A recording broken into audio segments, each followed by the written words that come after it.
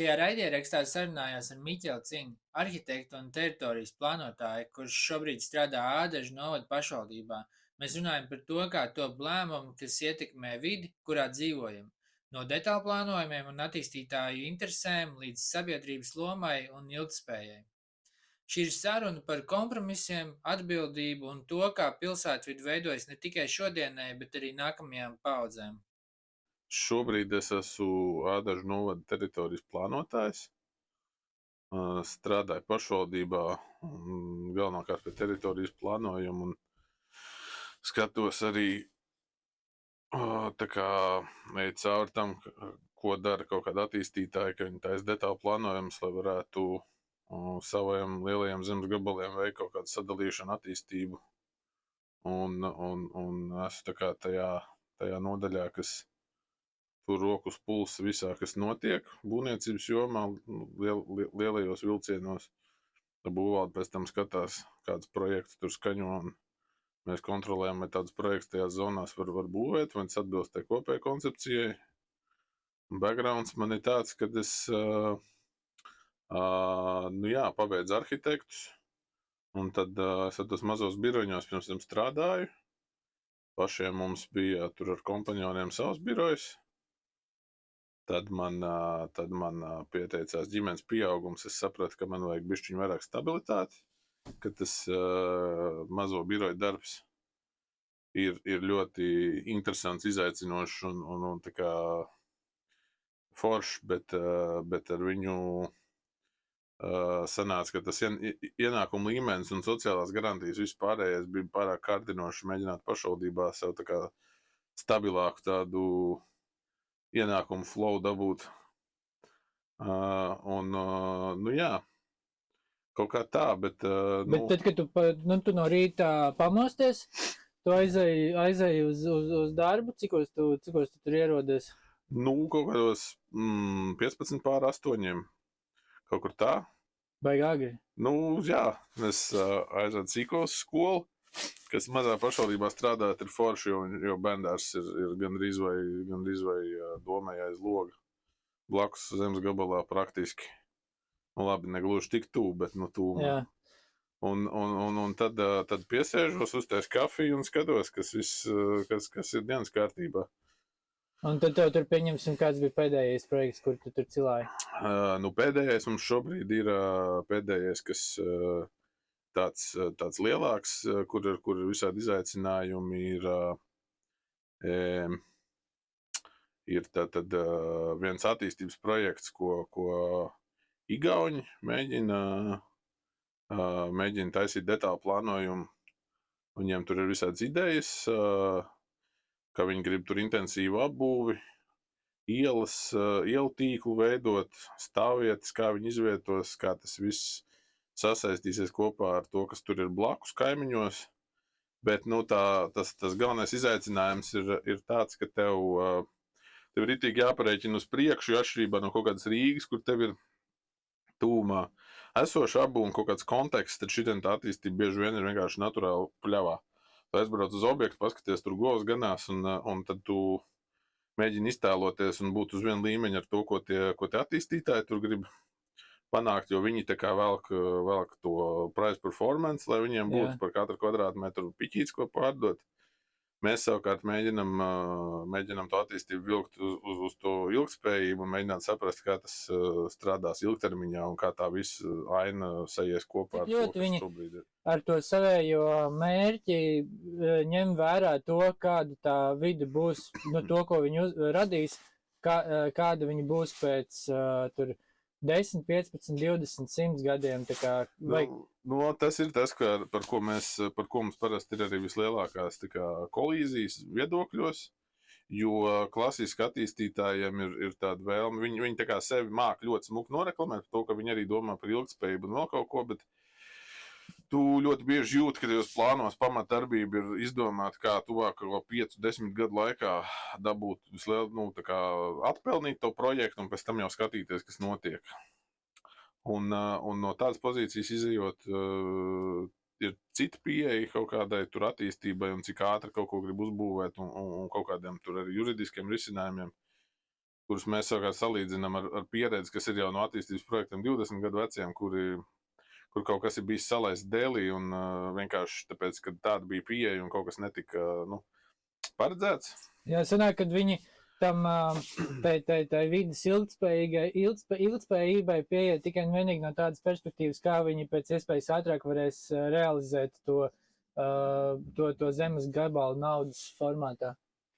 Jā, principā jā, viņiem tā ilgtspējība bieži vien ir ļoti deklaratīva tādā marketinga nolūkos. Jo, at the end of the day, visu būvē mājas, kurus tu vari pārdot kādam, izrēķinot tur, nezinu, vidējo kaut kādu būvniecības izmaksu. Un, jā, tas... Tā kā viņi pielieto visus labos keywordus, kas ir jāpielieto, lai tu marketētu savu projektu, bet mēs tā kā esam tie, kas mēģina saprast, vai tas tiešām tā varētu strādāt, kā viņi marketē. Jā. Nu labi, tagad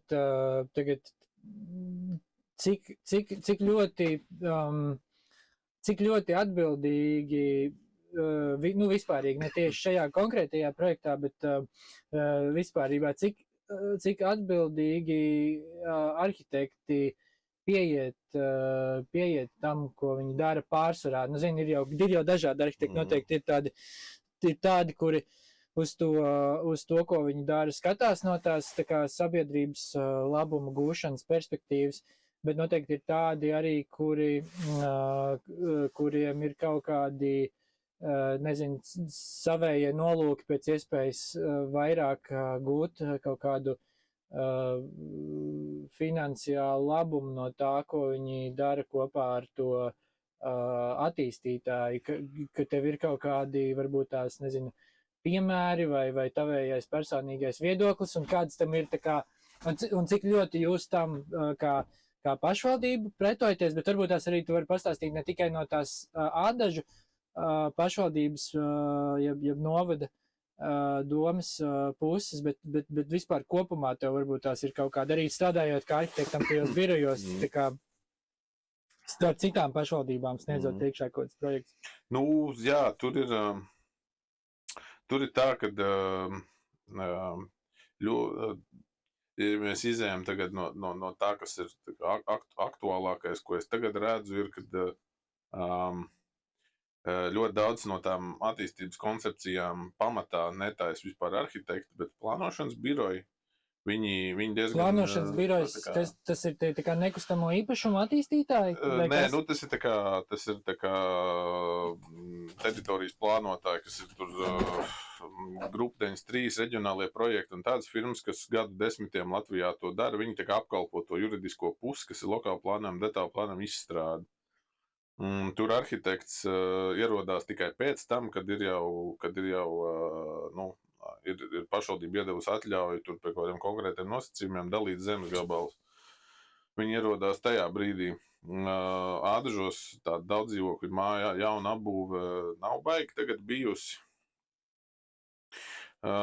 jo ir pārsvarā privāta mājas, un tur tad tas arhitekts ierodās ainā tikai tajā brīdī, kad jau privāta persona grib būvēt savu mājas.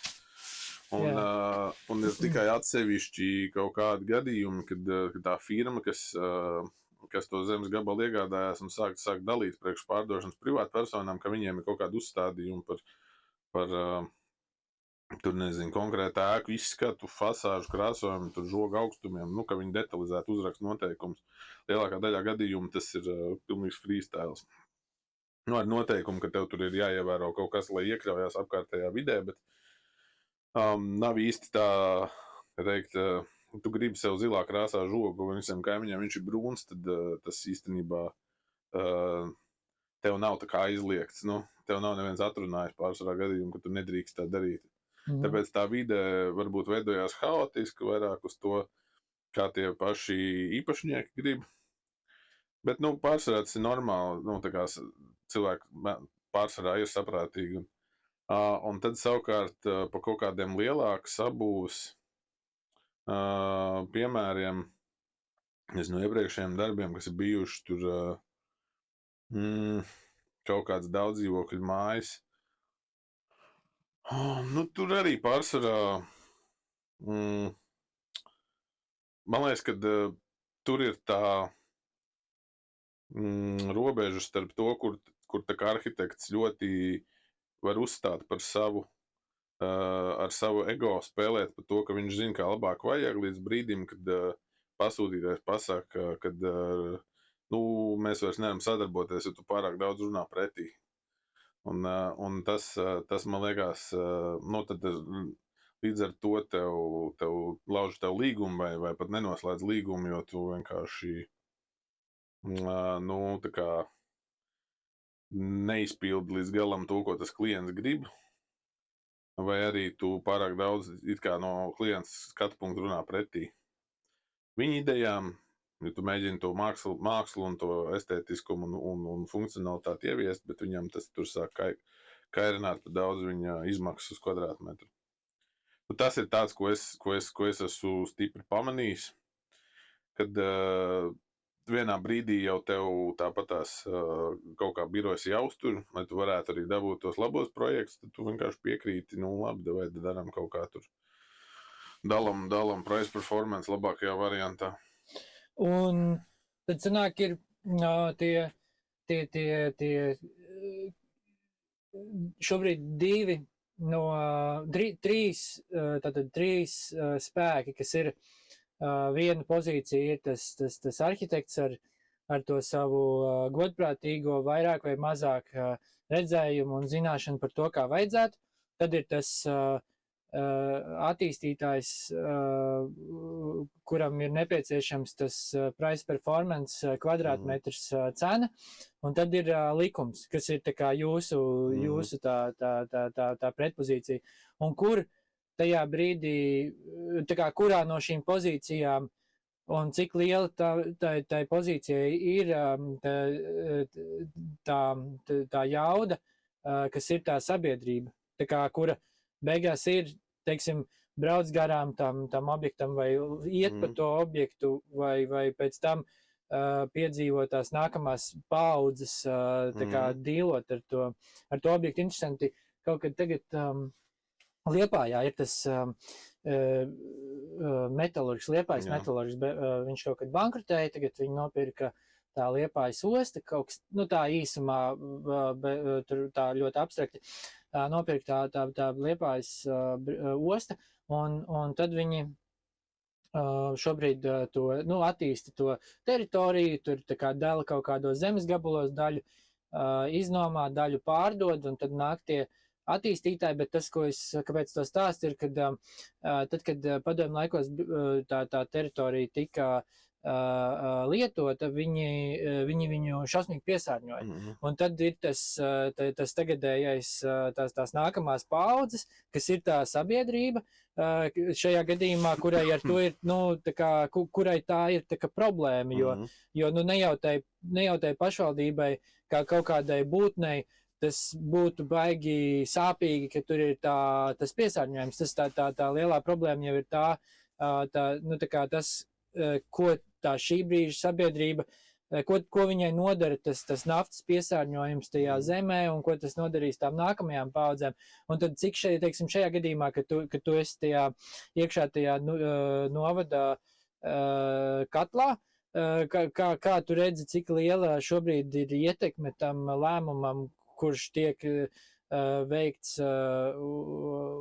uz to vides attīstību? Te ir, es te kā var atbildēt divos veidos, par divām tā kā tēmām šajā sfērā. Viena ir tagad pašvaldībā, no darba pašvaldībā, tur ir tā, ka tev kā kaut kādam lielam attīstītājam ir īstenībā ļoti liela juridiska vingrošana, lai kaut kādu attīstības projektu vispār izdarītu, kur tev izvērtē sākotnēji, pirms pašvaldība dod kaut kādu akceptu, tev tur izvērtē valsts vides dienas, dabas aizsardzības pārvalde, viņi seko līdzi visādām tur ietekmēm uz dabu, vidi un pārējo. Tad ir pašvaldība, kas tā kā izvērtē, vai tā koncepcija vispār atbilst kaut kam. Tev tur ir vēl CSDD auditi, kas pasaka, vai tavu satiksmi ir ok izplānot, un vai viņai nav kaut kāda mega ieteikuma uz tuvējiem rajoniem vai vispār uz pilsētu. Un tev tā kā to atbilstoši likumam, kas teorētiski vajadzētu būt tā, ka viņš ir uzrakstīts vislabākajās sabiedrības interesēs, tev tā kā tā vidēji iztirzā atbilstoši, pretnostatot visādiem normatīviem, kas it kā ir tā biezā birokrātija, bet ja tu tam visam atbilst, tad īstenībā ir diezgan liela iespēja, ka tas tavs projekts ir ilgtspējīgs. Un tad ir kaut kādas dažas atsevišķas institūcijas, kurām dēļ nezinu, vai nu ierēģi kaut kāda personīgā viedokļa pārākuma pār to likumu burtu ir kaut kāda, viņi bišķi tā kā nojauc to kārtību, jo viņi pieļauj kaut kādas lietas, kas tā kā īsti nav tā domāts pēc likuma, un it kā sabiedrības interesē, it kā nē. Tā ir tāda balansēšana tajā brīdī, un pārsvarā ar kaut kādu valstvidas dienestu tur ir diskusijas, tur, piemēram, atrod kaut kādu aizsargājumu sugu vai populārākais ir manīt kaut kādu konkrētu putnu likstošanas vietu tavā zemes gabalā, un tad ir jautājums, vai sabiedrības interesēs ir tev aizliegt tur kaut ko attīstīt, vai sabiedrības un atstāt tā putnu likstošanas vietu, vai sabiedrībai ir labāk tas, ka tu attīsti tur, nezinu, daudzdzīvokļu māju kvartālu un no tā auga ekonomika. Tā vienmēr ir kaut kāda tāda diskusija, un tad atkarībā no tā, kuras sfēras cilvēkiem tu prasti, tas viedoklis dažāds. Bet par šo tēmu runājot, es tad arhitektūras taisīju maģistra darbu par militāro mantojumu. No tāda viedokļa, ka es skatījos, kā militārā mantojuma teritorijas tiek integrētas pilsētvidē gan Eiropā, gan tos keisus es pētīju par Eiropu un pa Baltijas valstīm un salīdzināju vēl ar nedaudz info no Amerikas, un tur ir tāda baigi interesanta tēma, kad militārais mantojums mums veidojies ir pārsvarā no tā, kad padomju armijas vienības, kad sabruka padomju savienība, aizgāja atpakaļ uz Krieviju. Viņi tās bāzes vienkārši atstāja kaut kādas viņu ieskatā vērtīgās lietas, viņi paņēma līdzi. Un, bet īsumā ir tā, ka Baltijas valsts, piemēram, pilnas ar visādām dereliktām vecām teritorijām, kurās iespējams ir kaut kāds pat ķīmiskais piesārņojums no kaut kādām nepareiz glabātām, tur nezinu, degvielas mucām vai kaut kādām ķimikālijām. Un tās teritorijas īstenībā ir tās, pa kurām kuras attīstītājiem no vienas puses nav interesants, jo viņas ir tā kā nostāk no visa, jo armijas bāzēm bija tā specifika, ka viņas bija prom no acīm, nevis pilsētās, un tad, bet viņas ir tā kā vietas, uz kurām var viegli nokļūt, jo viņām ir izbūvēti labi ceļi. Un tad ir jautājums, kā viņam tiek galā. Un šodien es pamanīju baigi interesantu lietu par to sabiedrību. Piemēram, amerikāņiem ir jau sen tā kā viņi mēdz veikt karadarbību dažādās pasaules vietās, viņiem ir konkrēts, piemēram, atrakstīts protokols, kā viņi pamet savas armijas bāzes, tur čeklists, ko viņiem ir jāsavāc, ko viņi tur iznīcina, ko viņi sadedzina, ko viņi paņem līdzi, ko viņi nojauc. Un tad arī nodefinēts juridiskais ietvers, ka viņi, piemēram, atdod pašvaldībai vai kam tur, tam vietējam juridiskam veidojumam, tā kā nodod uzreiz pārvaldībā, un tad viņi tā kā sanāk kopā, apskatās, kas tur ir, un viss. Tas ir tas posms, kas mums ir iztrūcis, tāpēc mums ir izveidojušās visādas vietas, dīvains un mazāk dīvains. Un man liekas, ka no tā amerikāņu piegājiena, vismaz pēc tā, ko es tur pētīju, sanāk, ka varētu daudz ko mēs mācīties, bet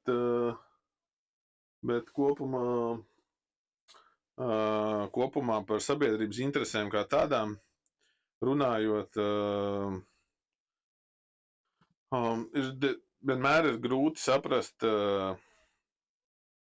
un izvērtēt tās ilgtermiņa. Kas ir tas, ko sabiedrība grib, tā kā Ko viņi varētu arī gribēt? Ko viņi varētu gribēt un kas būtu tā ietekme? Vai teiksim, mēs atļausim kaut ko izdarīt, mainīt, attīstīt, vai tam būs pozitīva vai negatīva ietekme? Tur ir ļoti grūti to izvērtēt. Jā. Tas sanāk, ka tā sabiedrības jauda ir tā kā jūsu, viņai vajadzētu būt jūsu rokās, attiecīgi likuma rokās. Tas sanāk, ka tā sabiedrības ietekme ir viņai vajadzētu būt rakstītai likumā, bet tad jautājums ir, cik labi ir rakstīts tas likums, lai viņš tiešām stāvētu tā kā tās sabiedrības pusē? Tur ir tā, ka tas, cik man ir, es tā kā pats neesmu jurists, bet es mēģinu, mums ir mani kolēģi juristi ļoti, ļoti skrupulozi un man liekas forši, ka viņi man ir iedevuši daudz to backgroundu, kā uz kaut kādiem likumiem skatīties, vērtēt, un cik vismaz juristi, tā kā, kad profesionāls jurists skaidro, kā tas ir domāts, tad saprot, ka tas īstenībā visticamāk ir sabiedrības interesēs, vismaz tie likumi, kas ir attiecībā uz plānošanu. Tur ir kaut kāds, mēdz būt diskusijas par kaut kādu tur konkrētu procedūru vai punktu lietdarību, bet tā kā kopumā viņi ir diezgan labi aizstāv sabiedrību. Problēma šobrīd konkrēti tagad 25. 26. gadā, ko mēs saskaramies, ir, kad sabiedrība no likuma puses ir, viņai ir tāds mandāts, it kā, ka tas mēdz nograut attīstības projektus saknē. Tā kā tev ir tas sabiedrība ir tik, viņai ir tāds mandāts, ka, piemēram, viss runas par saules parkiem un par kaut kādām tādām lietām, par saules parkiem, par arī lokālu plānu, detālu plānu, publiskās apspriešanas, viņas tā kā nosver to svaru kausu uz iedzīvotāju tā kā pusi, bet mēdz būt gadījumi, kad iedzīvotāji tā kā,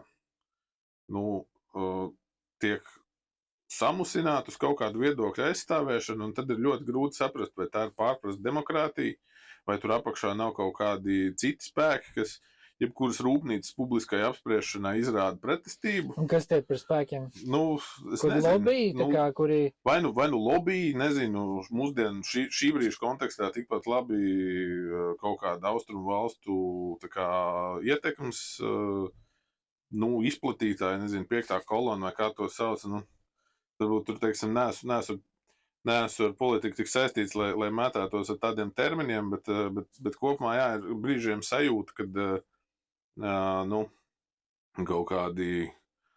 kaut kāda opozīcija jebkam, kas būtu ražotne, tur atkritumu dedzinātājs vēl kaut kas, kad tā opozīcija tad super pārspīlēta, nenormāli emocionāli, un tas pārvēršas tādā nekonstruktīvā diskusijā, un tad ir bieži vien sajūta, ka tas ir tā kā, ka tās ir tādas provokācijas.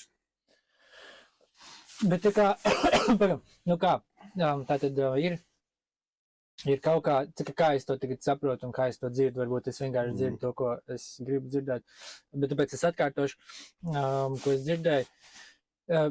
Ir tātad projekts, un tad viņu iztirzā pēc tiem likuma kritērijiem, bet tad ir kaut kāds neredzams spēks, tā kā sajūta par neredzamu spēku, kurš ietekmē to, kā tie likumi tiek interpretēti attiecībā uz to projektu. Tas ir tas, ko tu saki? Tu vari runāt arī par kaut kādām citām pašvaldībām un citiem, lai tev nav tur grūti. Man nav grūti runāt, tas jau, kā teikt, par ādažiem būtu. Ādažos tas ir mazāk novērams, ādažos es to konstruktivitāti jūtu, vismaz cik es te strādāju, man nav tāda sajūta, ka vienkārši, kā, piemēram, ir divi līmeņi. Viens ir tas, ka tev ir likums, pret kuru izvērtē jebkuru attīstības ieceri. Nu, piemēram, konkrēti lokāli plānojumam, tu dabūni atzinums tur no visādām institūcijām, pret kurām tas ir pieprasīts, un bieži vien rodās sajūta, ka tur kaut kādu subjektīvu iemeslu dēļ kādam kaut kas nepatīk vairāk kā citos objektos. Iespējams, tas cilvēks tur labāk zina kontekstu, jo tā kā ministrijā vai iestādē jau tāpat beigās cilvēks to lasa vērtē. Iespējams, viņš labāk zina situāciju, viņš tuvāk dzīvo, vai viņam ir vairāk vienalga, jo viņš dzīvo ļoti tālu. Tur ieslēdzās tāda subjekcija, bet par to var tā kā kaut kādā institūcija līmenī vēl tā kā diskutēt. Bet tad ir tas, kad nonāk kaut kādi objekti līdz publiskai apspriešanai, vienalga vai attīstības plāni, tur zemju parcelācijai vai tur rūpnīcu vai vēja parku vai saules parku būvniecība. Un tur tā kā parādās tas, ka ir sajūta, ka katrā no tām publiskām apspriešanām, kuras pēc likuma ir jārīko, ierodās masa ar cilvēkiem, kuriem ir tā kā ārkārtīgi negatīvs viedoklis. Un es neticu, ka bez īpašas piestrādāšanas tu pie katra objekta, kam notiek publiska apspriešana, var dabūt tik daudz negācijas. Vai arī tas varbūt tādā veidā mūsu konservatīvisms ļoti izpaužās. Tev ir jābūt ļoti pārliecinošai idejai, kas dod ietējiem iedzīvotājiem lielu labumu. Varbūt, ka no tā tas rodās, bet kaut kādos atsevišķos objektos man ir sajūta, ka tas ir speciāli organizēts. Nu, tā ir tad konspirācija man vietējā. Jā, ļoti interesanti. Un, nu labi, un varbūt tās, kad būtu interesanti dzirdēt, ko jūs darat arī, labi, tagad mēs runājām par tādiem tā kā, kaut kādām lielākām un vispārīgākām tām vides parādībām, bet varbūt tās parunājam arī konkrētāk par piemēram, mākslu un kultūru pilsētu vidē, piemēram, Carnikavā. Tā kā kas notiek tajā ziņā, vai jūs liekat kaut kādus, piemēram, tur vides objektus vai kaut kādus tur pieminekļus vai tā kā kaut ko, kas ir saistīts ar kultūru. Tādā veidā. Nē, nu kā, mums ir kamēr es strādāju Ādažos, mums jauni objekti tādi, cik es zinu, nav veidoti, bet mums ir tā kā tās vietiņas, kas mums Ādažos ir mūsu, nu kā teikt, vietas, kur viss vienmēr notiek. Cernikavā ir Tautsnams, kur ir iekštelpās, tur ir skatuve un tur notiek viss sekot ar publiskām apspriešanām, beidzot ar amatieru teātra izrādēm. Tad mums ir svētku laukums, kur notiek Neģu svētkos un citos svētkos koncerti. Un tad ir piemiņas vieta kritušiem karavīriem, kur 18. novembrī, bet 11. novembrī iet labi gājienā, tur ir galapunkts. Un savukārt Ādažos ir Līgo laukums un visi vienmēr zina, ka viss tur notiek. Tas ir tāds, man sieva vienmēr par to kaut kā bišķiņi iesmēja, kad, tur nezinu, Ādažos būs koncerts, tur kāds uzstāsies, un tur nav rakstīts, kur, apmēram, tur ļoti maziem burtiņiem apakšā uzrakst, tad visi jau zina, kur tas notiek, tas notiek tur. Ļoti zinām viedzīmi. Bet kaut kādiem, tur personību kultiem un kaut kādiem īpašiem pieminekļiem, vismaz mūsu novadā, tur, cik es ziniens, neaizraujās. Ojāram Vācietim un viņa sievai Ludmilai Zārovai pa godu mums ir ielas. Diezgan, kā teikt, tādas, ne pašas centrālākās, bet visiem pieejamās vietās tādas, dzīvi saistīts ar novadu. Citādāk, tāda baigā, mums tā vēsture sanāk tāda pieticīgāka, kad salīdzina kaut Rīgu, kas tur lepojās ar Hanzas vēsturi un vācu zviedru krievu laikiem, tad, mazāk tās ietekmējās personu. Jā. Bet kāpēc ir vajadzīgs tāds, teiksim, tur kultūras nams un tas Līgo laukums, un kas tur jums Cernikavā vēl bija bez tā kultūras nama?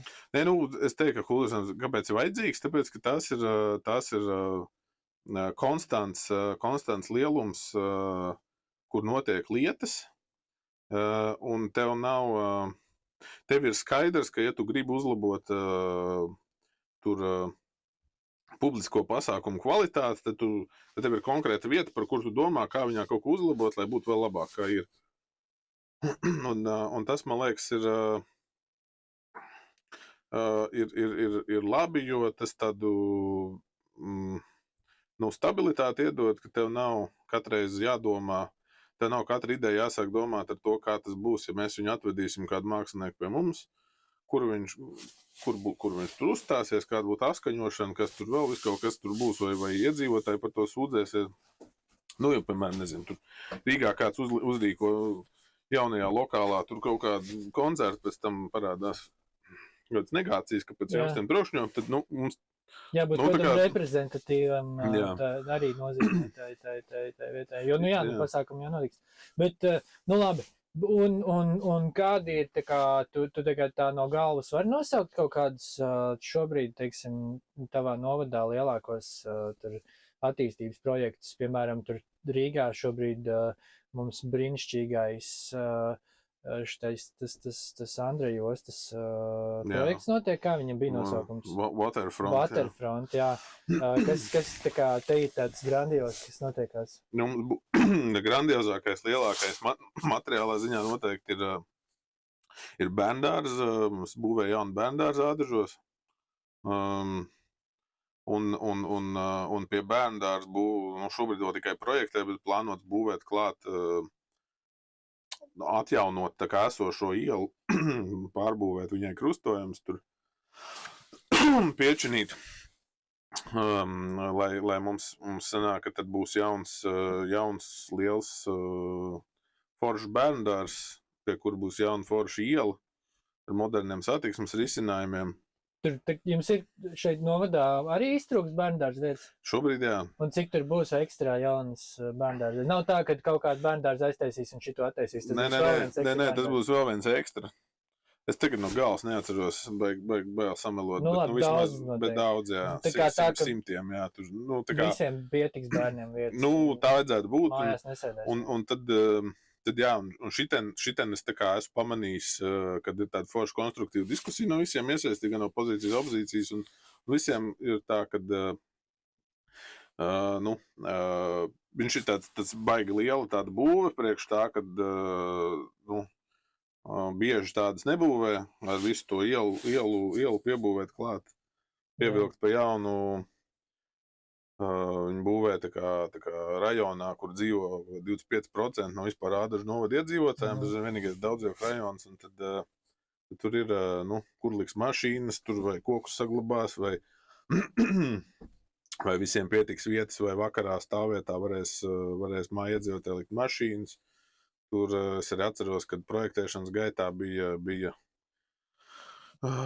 tur diskusijas par to, kad būs skats uz vējupī vai nebūs skats un kāds būs pagalms, vai tur būs tikai nožogots vai kaut kādu landscaping visu, un tas viss tur tāds ir radies, viņš ir izveidojies. Tur varbūt kaut kādi zināmi arhitekti, vai arī no arhitekts tādā? Es tagad uzvārds neatceros, to varētu pēc tam apstīties, bet tur bija tas, kas man patika tajā projektā, bija, kad tie, kas vinnēja to projektēšanas iepirkumu, es vienkārši neatceros, kā viņus sauc, bet ideja bija tāda, ka viņiem pašiem bija tā kā iekšējais konkurss starp tiem, kas viņu birojā iekšā zīmē idejas, un viņiem bija divas kardināli atšķirīgas idejas, un mums viņas tā kā darba grupai prezentēja, un visā diskusijā kopumā nonāca pie secinājuma, kad viena ideja ir tā, kas tagad tiek būvēta, ir labāka, un tur bija forši, kad tur bija jauns arhitekts, kam bija tā ideja. Es nezinu, tas iespējams bija viens no kādiem pirmiem lielajiem objektiem, iespējams, bet... Tam arhitektam. Jā. Un tas nebija tā, ka tur nebija tāds... bez entuziasma atstrādājies Džeks, kurš šido jau 20. bērndārs projektē. Jā. valsts iepirkumā, bet tā kā Džeks, kuram ir vīzija, viņš māk pamatot savas idejas, un tu jūti, ka tā varbūt bija tas viens piemērs, kur viss nav tikai price performance, bet ka tajā dotajā budžetā var kaut kādu arī to skaistumu tur ielikt. Jā, izklausās baigi pozitīvi, un ir vēl kaut kādi, varbūt tās tādi objekti, kuri, teiksim, kaut kādas tur rūpnīcas vai dzīvokļu nām, tu teici, ka laikam, ka nav šobrīd? Nē, ir tādi, 4 stāv tādi, cik tur sanāk, 16 dzīvokļu mājas. Tās ir, tikko pabeidz, bija Cernikavā zivju fabrika, kādreiz tāda teritorija to sadalīja gabalos, un tās tur uzbūvēja rindu māju, un 3 pabeigts ir 2 4 stāvens, 3. vieta vēl nolikt. Tās ir tādas, tas ir tas mērogs, kas skaitās tā intensīva apbūve. Ja mums viss ir privāti mājas, tad uzbūvēt tur 2 4 stāvens ir jau diezgan tāds liela lieta. Nāģos, man liekas, ka tas pats attīstītājs arī vienā teritorijā arī 2 tādas 4 stāvu mājas būvē. Bet jocīgi, ka liekas, ka it kā, teiksim, Ādažu tuvu Rīgai, ka te vajadzētu būt, ka te non-stopā būvē dzīvokļus un mājas. Ja, teiksim, Siguldā man ir tāds iespējas, ka tur visu laiku ražo apdzīvojums kvadrātmetrus, jo tur ir tā kā vienā brīdī pacēlēsies tā cena, un liekas, ka Ādažos jau tam vajadzētu būt vēl intensīvāk, ņemot vērā, cik tūtas ir Rīgai. Droši vien kaut kādas privāta mājas te rīktīgi. Te lieži privāta mājas, jā, un tāpēc, ka visi tie mazdārziņa rajoni ir, ne visi, bet principā mazdārziņa rajoni ir pārtapuši par privātu māju rajoniem. Bija nesen, es redzēju tajās izsolēs, aizgāju pa kaut kādu pilnīgi smieklīgu cenu, kuru gan tu, gan es mierīgi varētu atļauties, kaut zemes gabals Ādažos, es nezinu precīzi kur, bet kaut kāds, es nezinu, laikam 70%, ja es nemaldos, no tā zemes gabala, dzīvojamo māju rajons, un tas zemes gabals, viņam 70% aizņem dīķis, kurš bija, un sanāk, ka tu daboni nevis visu to dīķi, bet tu daboni daļu no tā dīķa, un pa kaut kādu pilnīgi smieklīgu naudu ārprātā skaistā rajonā. Sanāk, tu nopērc to īpašumu, un tad, protams, tev tur droši vien ir grūti kaut kādu māju uzbūvēt, bet viennozīmīgi tas objekts varētu sevi atpelnīt tādā vai citādā veidā diezgan ātri. Jā, tāda mums ir, ir skaistās vietas. Ir skaistās vietas, kas ir ļoti skaistas, Gaujas krastos, šur un tur, bet... Kā jums tirgojās kaut kas arī Gaujas krastos un būvējās? Tur ir daudz, kas gribētu būvēt, bet tajā brīdī, kad viņi saprot, kad prasības, lai, tā kā, ja tiklīdz tu gribi uzbūvēt pats sev viens māju tajā milzīgajā placī, tad nevienam nav iebildumu, tu taisi visu lokāli, tu dari, noslēdz servitūtu ar kaimiņiem, kamēr tas ir priekš tevis ir fine, bet tiklīdz tu domā, pārsvarā tos gabalus pērk ar ideju sadalīt, un tad smukā vietā, dārga cena par kvadrātmetru, tad tu vari sadalīt, uzbūvēt ielu, pārdot zemes gabalus. Tajā brīdī pašvaldība ieslēdz tā kā prasības, ka tev tur tu nevari būvēt ciematu, kur nav bruģēta iela, vai nav asfalts, nav gaisma, nav centrāla tīkla, vai, kaut kādas ilgtermiņa vides prasības, kas tev ir kā 21. gadsimtā dzīvojot, kaut kādam standartam jābūt, un ka tu mājās var aizbraukt, redzot, pa kurien tu brauc, nepārsitot riepu uz Granķerovkas, un ka tev nav asinizators jāsauc reiz mēnesī. Jo tāda ir, daudziem attīstītājiem liekas arī tā varētu darīt. Un kā tu gribētu, lai ir nākotnē? No visu tā, ko tu esi redzējis, un no tā, ko tu zini par piemēram, Ādažiem šajā gadījumā, vai varbūt tās kaut kas, kas attiecās uz likumu, ko tu gribētu, lai ir citādāk, kas tiktu labots, vai ko tu gribētu, kā ir sabiedrībai lielāk vai mazāk iesaiste, vai to, kā arhitekti pieiet vai nepieiet. Tā kā tu iztēlojies, kā vajadzētu notikt tālāk? Jā, man liekas, ka mums vajadzētu vairāk tādus visiem saprotams konceptuāls attīstības dokumentus, jums visādas attīstības stratēģijas, tur finanšu izlietojuma stratēģijas un teritorijas plānošana, vēl kaut kas, un tas viss ir tā kā no vienas puses profesionāli izstrādāts, no otras puses to profesionāli izstrādāt dokumentu normāli cilvēki vienkārši nespēja uztvērt, jo viņš ir diezgan specifisks un nezinu, kā viņš paredzēts gribēt, lai tas ir tā kā, kad ir profesionāli, kas kaut ko uzstājas un pārējie, kas nav profesionāli, varētu vieglāk saprast to, kas tur ir domāts. Bet tam vajag tā kā, nezinu, lielāku kaut kādu kapacitāti, ka tu varētu strādāt kā teritorijas plānotājs pie tā, lai taisītu to produktu un vīziju vai veselu nodaļu, piemēram, strādāt pie tā, kā tam visam būtu jānotiek novadā un modelēt un saprast. Bet tas ikdienas darbs ir pārāk saistīts ar tādām mehāniskām lietiņām, kas vēl ir jāizdara, lai saucamie ikdienas darbi, kas tā kā ļoti traucē to radošo daļu uzrakstīt, jo tev ne tikai ir jāizdomā, jāizplānot, arī jāuzrakst, tādā abūs noteikumu veidolā tā savu vīziju, kā viņi tiks realizēti. Sabiedrības iesaist, man liekas,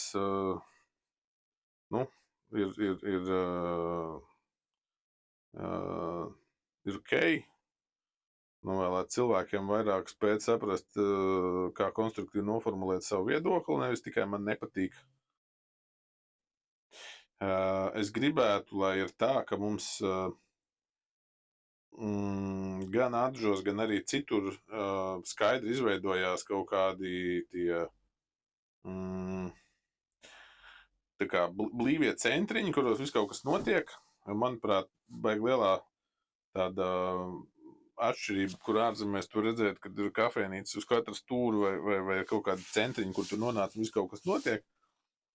Tur lielāks iedzīvotāju blīvums, un es gribētos, lai mēs kaut kā spējam vienā brīdī izkāpt no viensētnieka gara un uztaisīt affordable kaut kādas vietas, kur dzīvot. Pārsvarā, tas ir ne tikai Atžos, bet jebkurā ārpus Rīgas novadā. Jo Rīgā ir forši tas, ka tev ir kaut kādi tie aktīvie centri, ap kuriem kaut kas veidojās. Tāpēc, ka Rīgā vienkārši vairāk cilvēku un tev ir tie apmeklētāji. Mums tā kā sanāk, ka izsējās tā cilvēku masa pa visu novadu, un tā ir ļoti daudz, kur Latvijā, tāpēc, ka visi grib dzīvot savās privātu mājās, un visi grib dzīvot tālu viens no otra, tāpat laikā viņi grib, lai viņam ir pieejams sabiedriskais transports un arī centrālajie, tur, nezinu, tīkli, visi. Tur kaut kā, nezinu, kaut kā dabūt to feeling, ka mums ir tās centrālās vietas, kur viss attīstās, un ja tu gribi dzīvot nomais, tad dzīvo nomais. Man tā vīzija ritīgi cepī no kaut kādām, nezinu, kur es esmu bijis ārzemēs pilsētas, kur veidojušās ir tur skaidrs izteikts, tā kā tas centrs. Jā. Un tad ir tā, ka tu, jo tālāk no turienes tu esi, jo tev ir klusāks, tas ir tā kā skaidrs saprotams. Un kā tas būtu izdarāms? Labi, viens ir tas, ka cilvēkiem vienkārši jāgrib dzīvot pilsētā visiem, tā kā nevis visiem, bet kopā. Un kā tas ir tā kā dabonams gatavs? Tev vajag kaut kādu foršu trade-off, kad tu dzīvo centrā, kur tev, pieņemsim, dzīvo Ādažu centrā, bet, un tu dzīvo dzīvoklī, bet tev ir tas trade-offs vai tas labums ir tas, ka, nezinu, tev autobuss uz Rīgu vai uz vidusskolu vai uz darbu iet tur, nezinu, kaut kādā reizi 15 minūtēs, tev ir forša kafejnīca, notiek forša koncerti, un tad tu tā kā dzīvojies tajā vidē ap to savu dzīvokli, kurā tu pavadi mazāk laiku, un līdz ar to tev nevajag tavus 1000 kvadrātmetrus ar zālienu, kurā tu vari tur justies baigi labi. Šobrīd sanāk tā, ka ja tu nedzīvo privāti mājā ar normālu teritoriju apkārt, tad tu dzīvo tādā pašā dzīves telpā kā tavu privātu māju, tikai dzīvoklī, un tev aiz loga tāpat nekas īsti diži nenotiek. Nu, Ādažu centrs varbūt ir bišķiņi labāk kā daudz kur citur, jo ir pakalpojumu objekti un armijas tā kā arī normāli apmeklēt viņus, bet tas tā priekš visas Latvijas, man liekas, ko es redzu, kad, jā, tev nav tā kā, nu, tāda skaidrība tajā plānošanā. Viss tā kā lēnām plešās, tāpēc, ka cilvēki negrib būt koncentrēti kopā, bet tā plešanās visu padara pie mūsu blīvuma nereāli dārgu un nu, neefektīvu. Tā ideālistiskā vīzija jā, baigi nesakrīt ar to, kas mēdz būt dzīvē. Man liekas, ka tā ir gan arhitektiem, gan plānotājiem, gan pārējiem. Baigi domā, kā tur viss būs un kā vajadzētu būt, un tu vēl skolā un vēl kaut kur par to visu mācies, un tu nonāc dzīvē vidē un saprot, ka saviem ideāliem vari dzīvot ar saviem ideāliem, bet tā ir sarežģīta un grūta, un tu visu laiku redzi, kur visi kļūdās, un tu nenopelni naudu vai kaut kā tādu. Kaut gan citi to izdara. Kaut kad vakar tieši vai aizvakar Twitterī redzēju Ilona Maska citātu par to, ka no dzīves kvalitāte tas bija angliski, es nenocitējuši, viņa angliski neatceros, bet Latvijas to ideju atceros, ka skatoties pret savu dzīves kvalitāti, ir labāk būt optimistam, kurš kļūdās, nekā pesimistam, kuram ir taisnība. un tā dzīves kvalitāte ir, tā kā var saprast. Nu, tā kā... Nē, nu, tā kā diezgan tāds drūms. Nē, nu... Drūms citāds. Nē, nu jā, nu, zin kā, vienkārši tas, tu tagad pasties fantastiskos sociātīklus par to, kad, nu,